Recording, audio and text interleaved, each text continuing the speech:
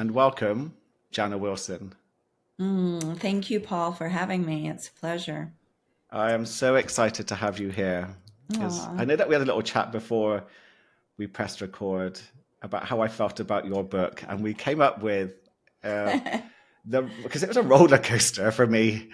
It was you got a book. The book is a little wise little one, and I love the title. I love the cover because I love Thank how you. connecting and listening to how important it is to connect and listen to your inner child. So I was reading your book, and it's such a roller coaster. I could not put it down. And it's one of these things where I think, get to a point where, oh, great, well, this is what's happening to you now. Blimey. And then, okay, then Jana's safe. No, she's not. And it just went on and on. And it was obviously what the wisdom that you put into this book is absolutely fantastic. So for my listeners, can you describe what Wise Little One is about and how it came about? Yes, thank you so much for all those glowing remarks. It is a roller coaster, right? Mm, It's a story really about every one of us. It's a universal story because we all have an inner child, and the inner child is our feeling self. And when I was a little girl, Um, I had two very emotionally disconnected, unintelligent parents. And, we're conditioned and we're learning so much now, right? That about trauma, about intergenerational trauma, about, all the facets, even precognitive and preconscious trauma, which I share in the book, which I've heard from many people. When you wrote about being in the womb, and I share this story right mm, away about being in the womb. And my mother's, has mental illness. Of course, she's under chronic stress. She's has a steady diet of cortisol and, all the toxic hormones and chemicals. And I'm a fetus. I'm being fed the same thing. And yeah, it wasn't an easy childhood, clearly. Once I was able to once I was older and I was able to look, Paul, at my childhood in a different lens, which I share in the book, a lens from being a hypnotherapist like yourself, through hypnotherapy, being able to dive deeper into the meaning, but ultimately to look at it through the lens of what if I chose those parents? What if they were the perfect parents for me? Right? To have the okay. lessons Yeah. to right, to be the emotional healing teacher I am today, to give my gifts to the world. I certainly could have been a statistic. I certainly could have been, I could have repeated and perpetuated the same dysfunction of my family of origin, but I didn't. I mean, there were times that I kind of started to go down that path, and then I would course correct. Mm, But so, I was fairly young when I woke up. I was 12, and I share about it in the book. The gift of the trauma certainly was my deep connection to spiritual guidance, a wow. deep knowingness that my soul knew, my personality, my humanity did not know that you know, that I contracted for this experience, right? So there was a lot of suffering. But at 12 years old, under an extreme situation, it was similar to a near death experience. I'm pulled out of my body. I'm told those are not your parents. That is not your life. This is. And I'm like one in the cosmos, feeling the most peace that I've ever felt. And that woke me up. And I think from that point, my trajectory was clear. Certainly, I was still in high school and college. I continued to create a lot of drama and melodrama and chaos, but I was, it's like everything. It's never a straight line, right? It's kind of a circle. You go Mm, around a circle, you come back, you're like, okay, this isn't working, and you get back on the path. So the story needed to be told. I've 19 years working with clients, sharing these stories, doing all my healing work, never ends. I'm sure you would agree. yeah, yeah, It's yeah, like yeah, another layer you peel back, right? You peel back. yeah. And then last year, I'd been 25 years writing the stories, keeping them on a file on my laptop. And then eventually, when I started, it was a big desktop. And eventually it was time. My mom passed away. There was a lot of closure in my life, and it was time to share the stories and to share where I am today and really provide inspiration. And of course, I don't use the word hope because for me, hope is a beggar. If I'm the creator of my life experience, then I don't have to hope, right? I can have faith and I can trust the universe has my back. And it did. And it all fell into place. And the book I wrote in 9 months, which is kind of ironic, right? You give Wow. birth to something in 9 months. Yeah. I mean, So 25 years, it took 9 months to write. yeah. I mean, that is quite incredible. And going back to the mystical experience just for a moment, because that's quite profound, isn't it? I mean, to be 12 and to have that level of connection with the universe where you feel like you are one with everything and you have, how would you describe it, like a divine mission? I mean, did you get a sense of you're experiencing this trauma for a reason? I mean, how would you process that? I Mm, mean, it's easy to process now at your absolutely. age, but how would you process that then? Right. Then, so you're Mm, going to laugh at this. So, I'm born in the South. I'm a Southern girl. It's Bible Belt, the U.S. I, it's the religion is very dogmatic and, mm, fire and brimstone and made me feel scared a lot. Yet I would have these experiences where I didn't feel scared. I just felt love, infinite, immeasurable love. right. And my parents, of course, weren't role models, yet these people bring you into the world. We look at them as gods and goddesses. They are our creator, right? But then Mm, I was wise enough at a young age, wise little one, to realize they didn't have the answers. And so I lived in an imaginary world through disassociating with my, mm, situations, all the trauma. And when I had that experience, I heard somewhere that being born again, and this is Christian terminology, being a born again Christian is like, every day sleeping on clean sheets. Now, as a child, that's so silly. I wanted mm. to wash my sheets every day. I wanted cleanliness. I Oh, wanted a new yeah. beginning, a new start. So I was driving my mother crazy. She was like, "We can't afford the water, and what are you doing? And we can't afford the detergent, and you can't wash your." And of course, I was trying to explain what happened to me to her. But in my 12-year-old little mind, I didn't know how to explain. I just knew I was having conversations with God way before Neil Donald Walsh wrote the book Conversations with Yes, God, yeah. The famous books. right? And I was getting downloads, and I was very clear that what was happening in my internal world, no one knew. At 12, to be able to perceive that my inner world, it's kind of like, in Man's Search for Meaning, where Viktor Frankl talks about Mm, the one freedom that we all have is this freedom of the thoughts we choose and where we're placing our attention and what's happening internally, right? yeah, I certainly wasn't in the Holocaust, but in my own way, I was in a war zone with my family, right? yeah. So I began to create this internal world, and that's all I knew. I didn't know that one day I was going to grow up and do this. I certainly had, kind of a center of attention, like to tell stories, like to live in kind of a fantasy world.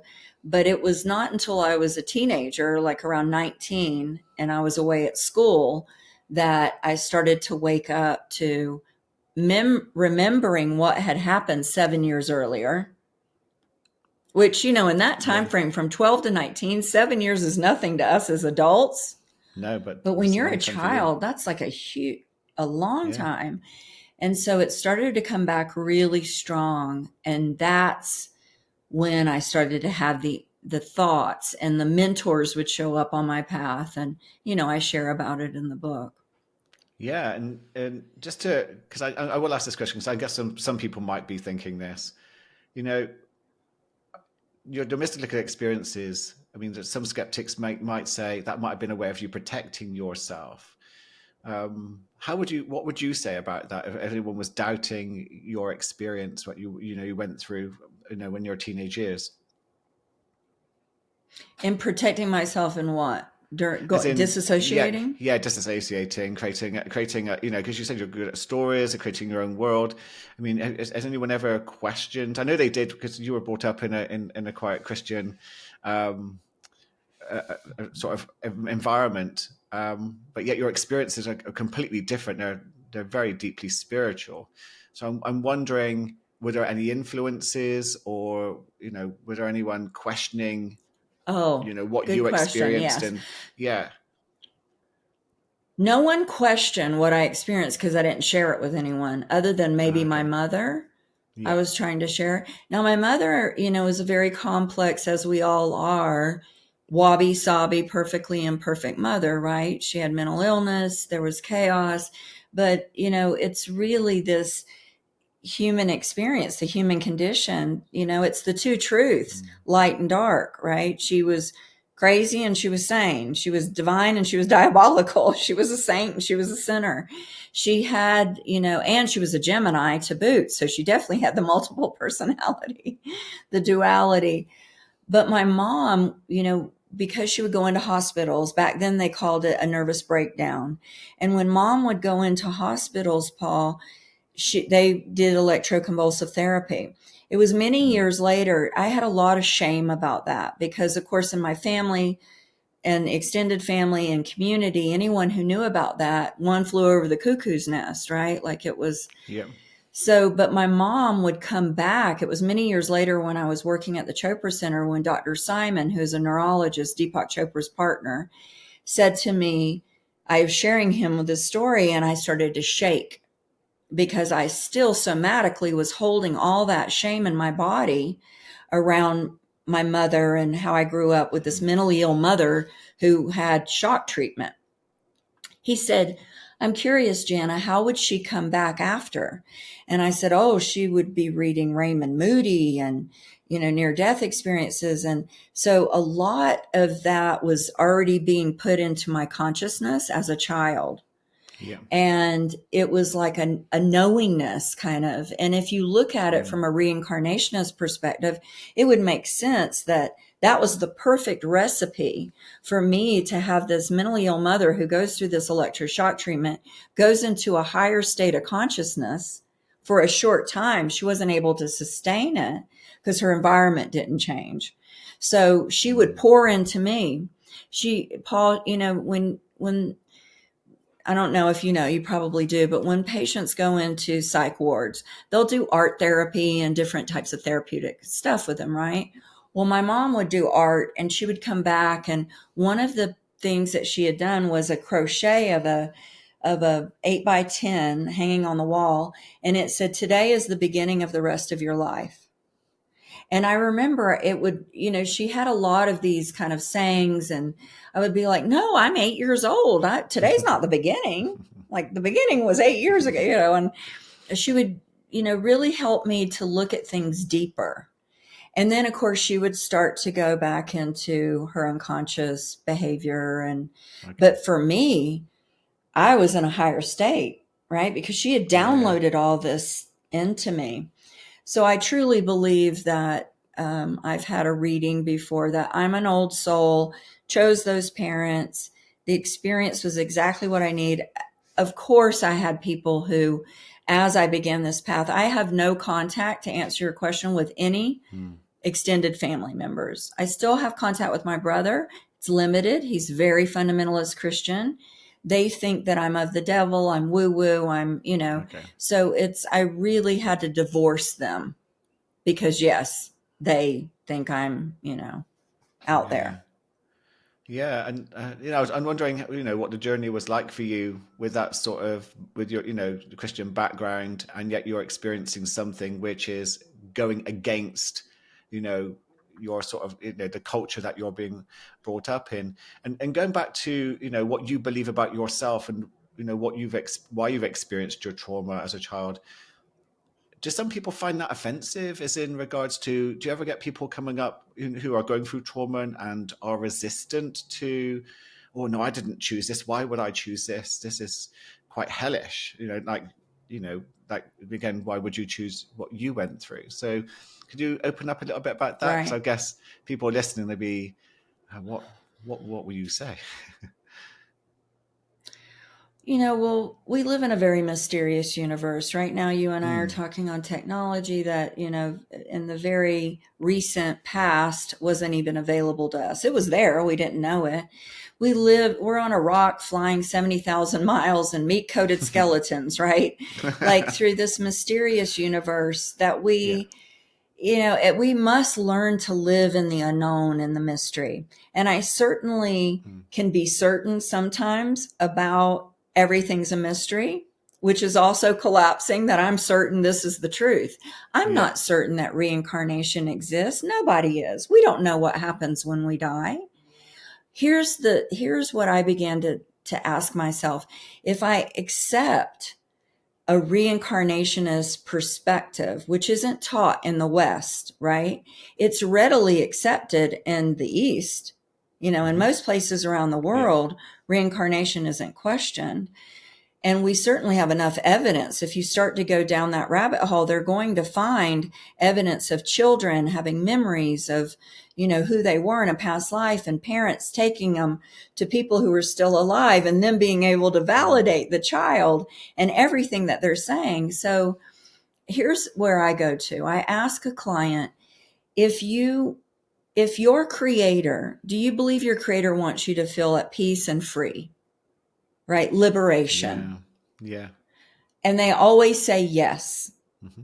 And I say, okay, then if you view something that happened to you, I was raped, I was molested as a child, I had a gun put to my head, I had some horrific things happen, right?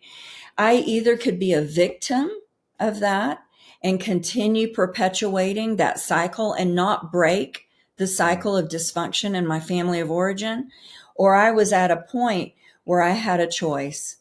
And free will was given to us by the Creator, but most don't have free will. Because when we're conditioned in our past and we're reactionary and we're, just it's expecting the same, doing the same thing, expecting different results, right? The definition of insanity. So that's not free will. Free will says, oh, I'm conscious and aware enough that I have a choice right now. I can view myself as a victim of something happening to me, or mm, I can view it as this might be happening for me. And at a young age, I don't know why, Paul, I had that awareness. I don't know why. Maybe I brought it in from a past life. Certainly, when I read my teacher, Dr. Brian Weiss's book, Many Lives, Many Masters, it woke me up it's a because powerful then I book. was able to view myself, yes, Yeah. from empowerment. I Mm, was like, well, how would I look at myself if I said, what kind of person, what kind of soul would choose a mentally ill mother, an addict father who's abusive and abused me and my family?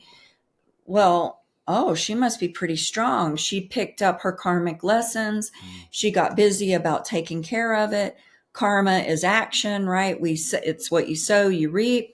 Instead of being a victim, I said, oh, well, I just paid my debt. In this universal mm, accounting system of debits and credits, I just paid debits. And I'm paying it off and paying it off every time I ask the question, what is the lesson this is teaching me? Not woe is me or I'm a victim. There is a lesson here for me.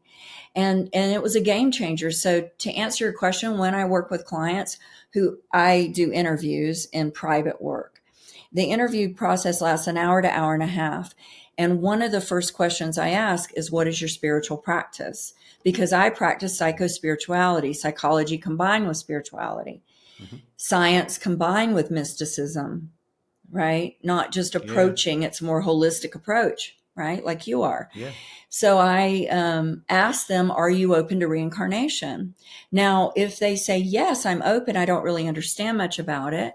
I'm open. And I explain to them because often when we've had extreme trauma, it's the best way to view the trauma through that lens so we can get the lesson and let go of the story, the limiting story, right? And get the Yeah, yeah, lesson. yeah, yeah. If they say, no, it's against my religion, I'm not, and I just say, Mm. very, I'm not the teacher for you No, because it's going to challenge you too much. mm. Yeah. I So, think that's really beautiful, and I also think it's very powerful because again, I guess it's a shame that you're not the teacher for them. I think they've learned so much from you in regard to changing the narrative of why they're experiencing what they've experienced. It's but again, it's often people have a different path to take, don't they? Um, what would and you it's soul say? Yeah, age too, yeah. Paul. Mm, It's soul age. We always talk about old souls, but there's teachings that are telling us there's infant souls on this planet. Why aren't you and I in, Yemen? Why were you born in the UK and yeah. me in the US? What made us privileged? Why aren't we starving and dying at a young age? Why aren't we because we're not infant souls. Infants deal with survival. Baby souls, babies have stranger danger. They seek to make everyone. In America, we would say kind of the Midwest, the South, these Bible Belt, these people that this is the way and the one way, and if you don't go this way, you're dying and going to hell and you're bad. This is a baby soul, Mm, a soul that needs to be told what to believe, a soul that needs to, then you have young souls. America's a young soul country, materialism, looking young. You're somebody I'm out to get something from. It's toxic capitalism. Then you go to, mature souls. Mature souls are very relationship oriented. They're here to grow and learn. And then old souls are here to make a difference. They're visionaries. mm, So there's all these soul ages. So if I'm talking to a baby soul, it doesn't mean I'm higher than them or I'm more evolved than them or I'm more conscious about something than they are. So can I talk to my 7-year-old grandson about these quantum physics? Of course not. He doesn't understand, right? So again, it's not a hierarchy of better than, less than. It's everybody's at their own conscious level and you have to meet them where they're at. And I'm at a place in my career where I choose not to try to, work with somebody who I'm going to be beating my head up against the wall, trying to no, help no. them, Yeah, and I you get that. know. I work very differently to how I work with clients in my past now. I really have an idea of the type of person that I want to work with. And it reminds, just going back to what you were saying, about the old souls and waking up and what you've been through. I interviewed Steve Taylor, who wrote the book Waking Up, recently. Uh, Amazing guy, and he was talking about that.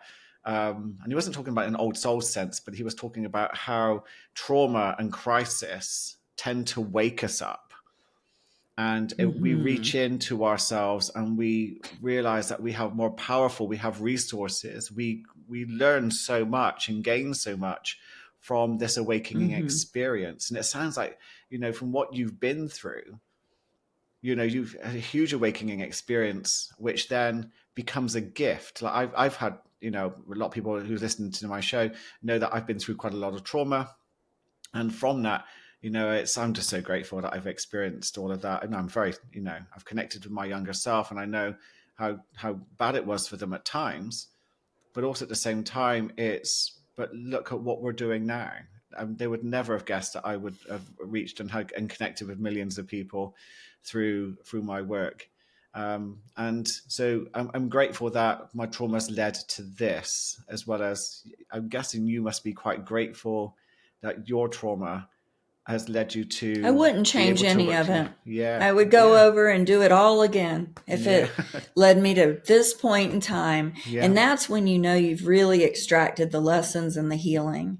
When you yeah. look back on your life and you say, it was all a part of this recipe. Imagine that you're opening up a recipe book and it's recipes of humans.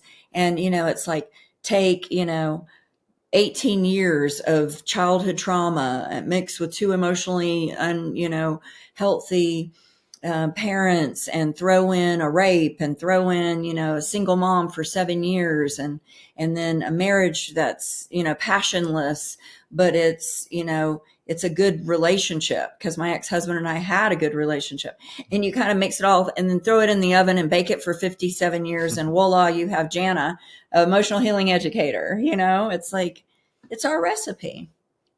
It is. And Yeah. so anyone listening to this who is going through a tough time, not sure what to do with their trauma, because it is easy. Well, I wouldn't say it's easy, and that's the wrong word, but we put these blinkers up to try and ignore what we've been through in our past so that we can just cope with day-to-day living, or we don't know what to do Mm. in regards to our history. What would you advise?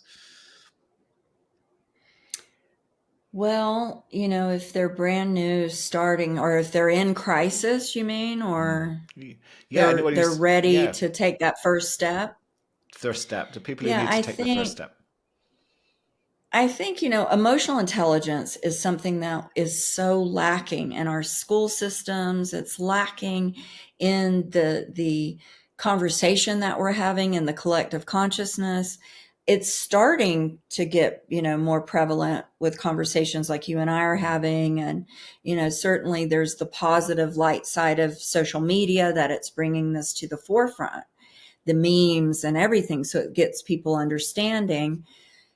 So emotional intelligence has 4 skills. Self-awareness is foundational. So I would say to someone who's just beginning on the path, strengthen your foundation, because a lot of people spiritual bypass. They go right up to, and they're not really doing the deeper root cause work. And root cause work is like what you and I are doing, where we're supporting clients to go back to childhood, to look at, experiences and incidences and things that happened to them and the meaning they assign to it, the false beliefs, the narratives. That work is so crucial. But say you don't have someone who has the resources to be able to even afford someone to be able, Mm. to do that, then self-awareness is foundational emotional intelligence. So, there's tons of apps of learning how to meditate, sitting in stillness and silence, learning how to calm the nervous system, to get coherent, because most people are living in stress response, and stress is created by thought alone. So they're just having a thought, and all of a sudden the body is reacting like you're about to get mauled by a bear, Mm. right? Yeah, We've yeah. got to learn to manage that and to master that internal dialogue. I always teach, I have a lot of like one liners that clients are like, you need to do a book of all your like little quotes that you do. But one is, your most valuable asset is your attention. Yeah. And because our attention is like fertilizer, whatever we place it on, it grows. And so most people don't understand how important that is, that you have mastery over your attention. Where are you putting it? On some, you know, unforeseen future of, worst case scenarios? Are you still living in the past, the prison that's over, and rehashing it, therefore perpetuating it and living it again in this moment? And so I think the first place to start is to learn to be a master of the mind, not a slave to it. Mm. Well, I'm with you on that. As a mindset coach, that's my forte. And it's interesting, isn't it? How because I'm going to ask you in a minute about healing modalities, which do you think would be the most effective? But I think there needs to be a discipline with anything that we're training ourselves in. You can't go to the gym and expect yourself just to do a few sessions. You start to get a bit of toning, so you're like, oh, this is quite good, and then just stop without your body beginning to just lose that shape and definition and health. So I think it needs to be a discipline that is, mindset training practiced on a regular basis. Um, so I know that you have an emotional healing system, and I know that you obviously teach. What's the one thing, if you were to say to anyone, this is the one thing that you could do that would transform your world and help you heal, what would it be? First, I have to just hug you virtually that you use the word discipline. Yeah. Okay. because every person I have worked with, and Yeah. myself included, for a long time, I would say I'm not disciplined. And then I Mm. realized I'm weaving this story that I'm not disciplined. So therefore, I lack discipline. So where in my life am I disciplined? And I began to see, oh, I'm disciplined in, say my money and finances, or I'm disciplined, but there were certain areas of my life I wasn't disciplined, but I had validation and recognition to myself that I was disciplined in certain areas. So therefore, if I could be disciplined in those areas, then I could use that same belief that I could be disciplined in spiritual practice, whether, whatever it was. And so that's really what we're talking about, is this Mm. spiritual practice. What's the one thing? But discipline means three different things if you look it up. It's higher Yeah. education, it's doing something to improve yourself, right? Like what we're talking about, Yeah. or it means punishment. Now, for me and my background, discipline was a 4-letter word. Discipline was, I was disciplined all the Mm. time. I was beaten with a belt. I was put on restriction. I was majorly disciplined. I hated the word discipline, and I hated discipline. Yeah. I'm a free spirit. I'm not disciplined. But then I realized happiness is my birthright, but it's going to take discipline and it's going to take work. It's not handed to me on a Yeah. silver platter. And the one thing, Paul, and I know you'll agree, we are totally simpatico on this, Mhm. is the thing. I'm about to lead a retreat in Florida for a week. Every participant that comes, I'll have this conversation with them and I'll say, there's going to be an 80-20 rule, right? The Pareto principle. 80% of you are not going to be disciplined to take this work and go back and do everything that we tell you to do every day. Mm. I literally give people in my workbook a daily practice so they know what to do when they wake up till when they go to sleep. And if they Love do it, I that. tell them for 21 days, you'll create a habit and you just stay steadfast with it. But if you're not a disciplined person and you tell yourself you're not a disciplined person, then you won't do it. And it's going to take discipline. And, so discipline is huge. So the one thing I would say to somebody that is the key is RPM. And one of my teachers, David G., he's a meditation teacher. He was the head of the Chopra Center when I worked there and trained. He gave Yeah. me a glowing review for Wise Little One. Oh, Wonderful. He's written 2 well books, deserved. Sacred Powers, and Yeah. yeah, thank you, Secrets of Meditation. And he taught me RPM. What's Very RPM? technical term. Let me tell you Yeah. what it What is means. it? Yeah. Tell me. rise, rise, Yeah. P, meditate. Okay. Okay. Get I up, love empty that. your bladder, Yes. Yeah. and sit. Okay. Don't get on your phone. Don't have a Hmm. conversation. Don't do Yeah. anything. This is spiritual hygiene. This is more important than brushing your teeth, than taking a shower. If you knew how important it was to cleanse your consciousness, to Mm. clear yourself, so that as you go throughout the day, as you know, as a meditation teacher, Yeah. Yeah. it's not what happens. We're sitting on the mat, right? On the Zafu. It happens as we go throughout the day. We catch the thought, oh, I'm stinking thinking again. Oh my God, I'm terrorizing my little child. Oh, let me take a deep breath and come back and offer up some Mm. gratitude for this beautiful day. We begin to master where the mind is. So here's what I tell students. The point of meditation is to become aware when you're lost in thought. And they're I like, love oh, I that. thought you weren't Yeah. supposed to think. I'm like, that's impossible. It's Isn't it just? impossible. The brain's a thought Yeah. producing organ, Yeah. right? Exactly. Yeah. So just become aware, Yeah. lost back, and be a good surfer, I love that you know? analogy. Yeah, because people say to me, "Oh, meditation," and they roll their eyes. And if there's anyone listening to this who's rolling their eyes, oh, they're mentioning the N word again.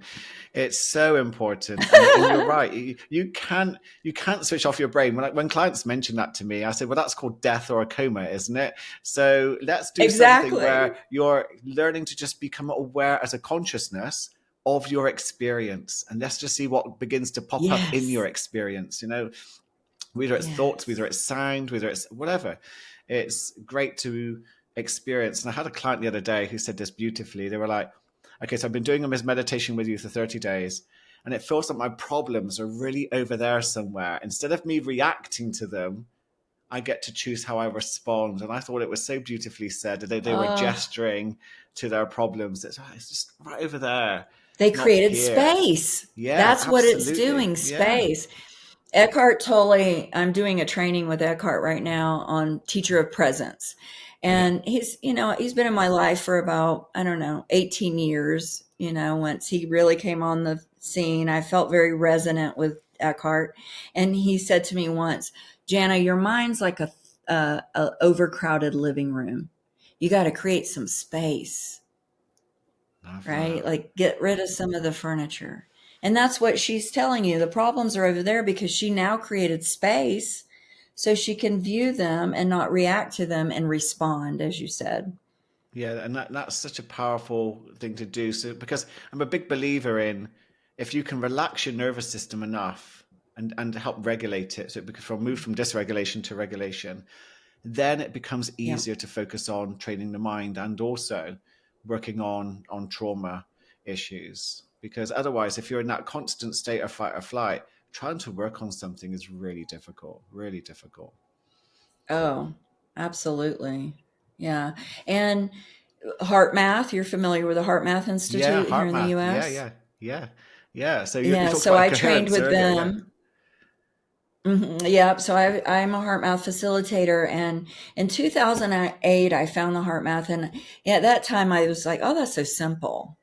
Like, Mm, once you're on this path long enough, you realize it's all simple. If somebody's trying to make it too complicated, get the hell away from them fast, right? true. It's like that Yeah, yeah. doesn't work. But heart math, it's this simple, during a retreat, my husband and I, about every hour, hour and a half, or when we feel, we'll have everybody just stop and get coherent. And it's just that simple, heart focused breath, about 4 or 5 seconds on the in and out, Mm, just gaining composure, the heart sending all these signals to the brain. Now my cognition's clear. I can think. I have access to the unified field. I can have a creative thought that I wouldn't have had if I was incoherent, right? yeah, So, that's yes, beautiful. creating Yeah. coherent, being able to regulate your emotions, everything. Yeah, do you know, Absolutely. a year ago, I never heard of heart math, and it was interesting. I was training with a group of people in how to do Zoom, really, really great Zoom workshops. And there was all these heart math facilitators there, and they were leading us through these heart math exercises. And they're beautiful, really lovely. I didn't know the Yeah. heart had so many neurons and that it was sending all this information to the brain. I was just like, what? Yeah. Yeah. 5,000 times stronger than the cranium. The heart field, when you're coherent Mm, and you're really feeling renewable feelings like gratitude and appreciation and compassion and love, your heart, your field, that's why we feel it when we get around people. It's the auric field, right? It's about three, yeah. 4 feet around the body. And then you feel people's vibe. You feel if they're incoherent. You're like, oh, it doesn't feel good to be around them. It's Mm, palpable. Plants feel it, animals feel it, sentient beings feel it, right? Our energy. yeah. And yeah, the heart, once you realize, and think about all the great avatars, all the great ones, Jesus, Buddha, all pointing to the heart, right? Yeah, yeah, yeah, yeah. Yeah. Um, Moving on to just the trauma side of things, just for a moment. 'Cause I could talk about all these subjects for such a long time with you. We'd have like a 4 hour I episode. know. So I'm coming across the pond to hang out with you, Paul. yeah, please do, please do. I want to ask you about what are, because obviously there's so much knowledge here. What are we getting wrong about trauma? What do you wish was said more often? So, trauma is really an interpretation of something that happens to us. I'll Mm, give you an example. Like, I was working with a client, and she's like 42 years old, had a great childhood. My parents are still married. She said to me in our interview, she's like, I can't put my finger on it. I experienced no adverse childhood trauma. Yet I have this everything. I have this loving husband, my kids, but there's something lacking, right? There's mm, this kind of like gaping hole that I feel can never get filled. And I said, okay, and I've had that happen a lot with clients, but she really stands out. So when she comes out to do her retreat, one of her reoccurring complaints when I'm really doing the intake form and everything was, I feel like my feelings don't matter. Now, there's a big disconnect, number one, with spirit with her, which I think is the existential crisis that we're seeing in the world with people not knowing who they are. When we go back 6,000 years to the Vedas, and which is what my teachings are in, my trainings in, the kleshas, which means poison, the reason why humans suffer, number one reason, is we don't know the nature of true reality, that we think we're separate from the creator, that we're not one with the creator. And so this idea that I am my gender, my nationality, my religion, my personality traits, that's not who I am. To use the words of one of my teachers, Deepak, he would say, you are, you are the operator of the nervous system. You are not the nervous system, right? You are the Yeah, I one love that. that's using it. You are the conscious. Go ahead. Yeah, no, it just reminds me of, I was listening to, I love what you just said. I was listening to Robin Wright, who wrote the book, Why Buddhism is True, this morning. And he was talking exactly about that. And he was talking about how he had an injury and how he just looked at it as in the body has the injury, but me, that my consciousness Yeah. can completely Is not injured. disassociate from, yeah. And from that disassociation, Right. it changed the experience completely. Exactly. And so this is, so this client comes, we go through hypnotherapy. She's 5 years old on a vacation, the memory that comes. Her inner child shows her she's standing on the banks of a lake.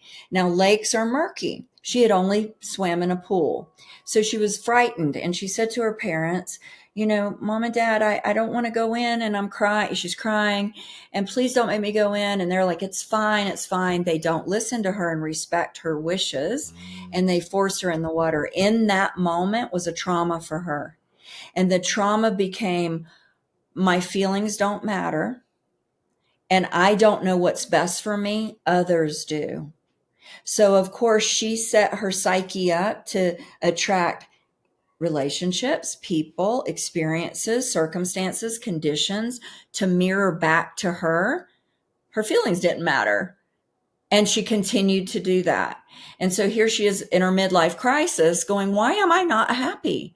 So archetypes of childhood trauma can be parents who don't see or hear us, right? Parents Yeah. who don't validate our feelings, parents who they're well meaning, but let's face it, again, we're not taught emotional intelligence in school.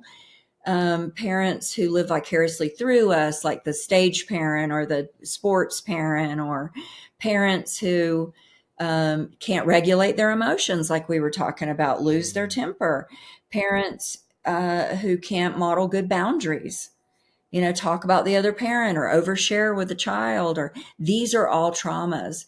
And so I feel like, the big T traumas are what's get the attention.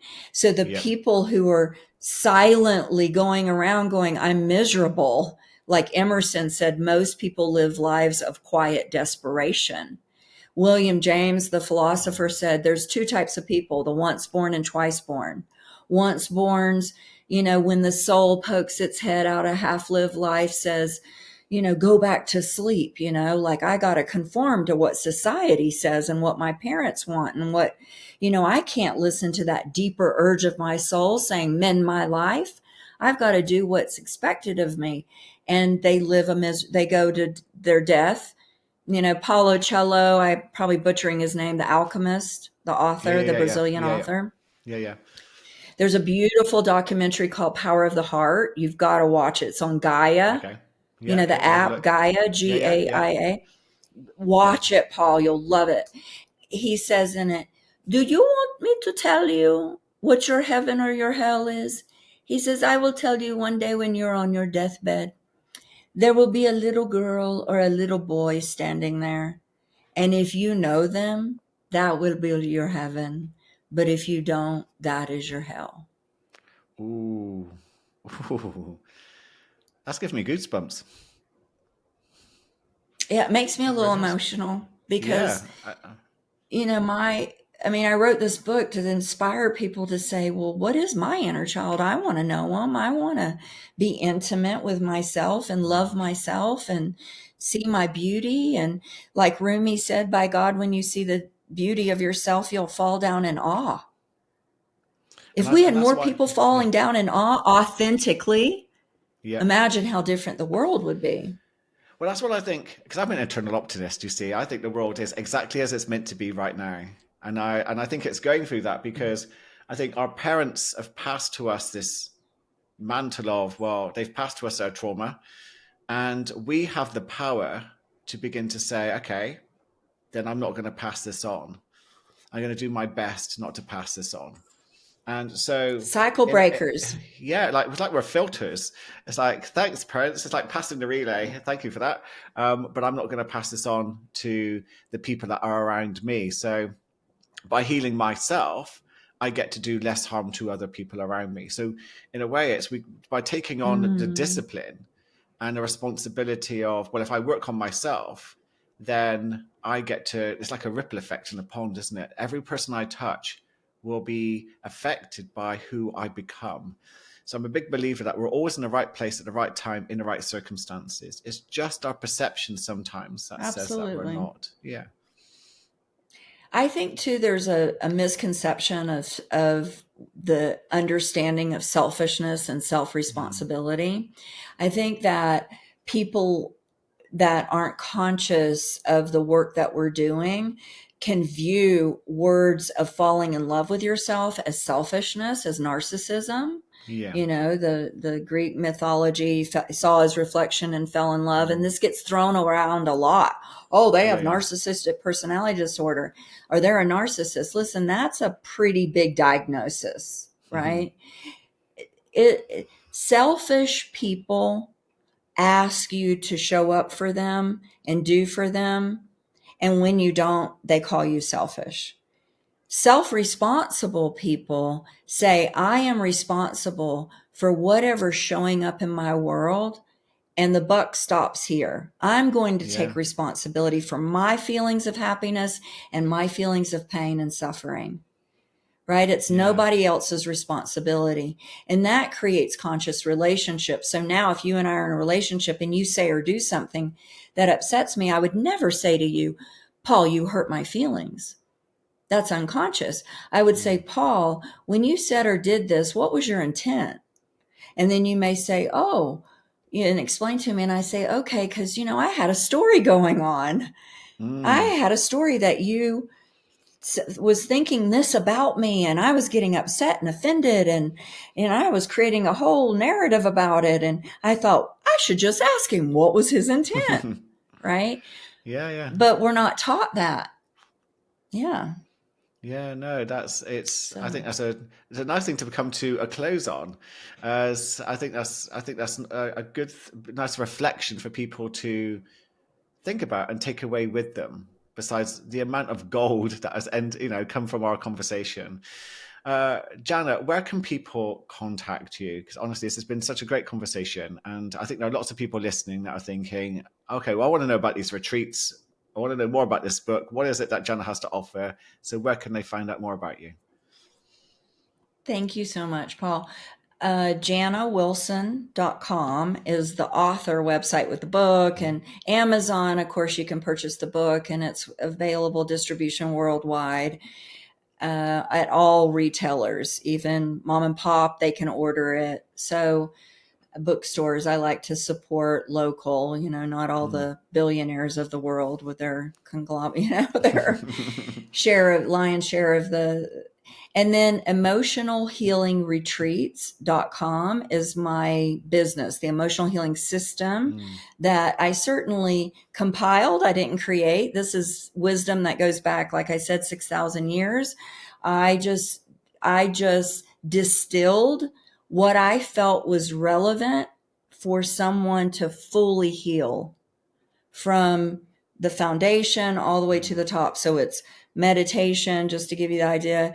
It's learning shadow work, psychosynthesis, learning reparenting, how to relate with emotions like a child, and then The icing on the cake is, of course, there's forgiveness work and stuff, but the icing is envisioning, just like I did from the time I was a child. I share in the book, seeing your future, living in it before it's happened with gratitude and excitement, engaging all your senses in that ideal future, because each and every one of you who are listening to this deserve everything your heart longs for. Do you know what? That's just made my heart sing. I love a bit of future self work.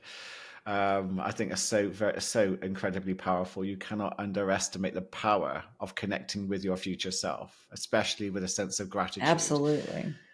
Jana, Mm-hmm. thank you so much for coming on the show. Thank you. And good luck with the book.